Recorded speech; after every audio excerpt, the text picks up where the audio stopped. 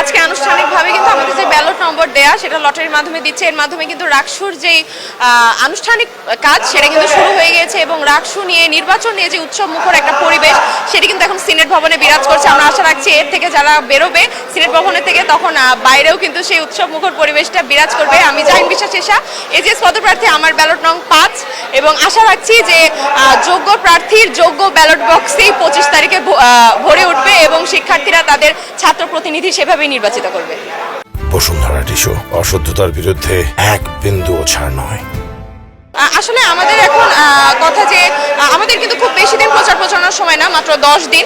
সেই 10 দিন যেন আমরা প্রতিটা মানুষ, বিশ্ববিদ্যালয়ের শিক্ষার্থী, আমরা যেন শৃঙ্খলাবদ্ধভাবে সব নিয়মনীতি মেনে, আচরণবিধি মেনে যেন আমরা প্রচার প্রচারণাটা করি এবং নিজেদের জায়গা থেকে যদি সতর্ক থাকি তাহলে কিন্তু নির্বাচনটা প্রশ্নবিদ্ধ করার কোনো জায়গা আসবে না এবং আমরা আশা রাখছি সবাই মিলে একটা সুস্থ সুন্দর গণতান্ত্রিক একটা রাকসু আমরা উপভোগ করতে পারবো এবং শিক্ষার্থীদের উপহার দিতে পারবো।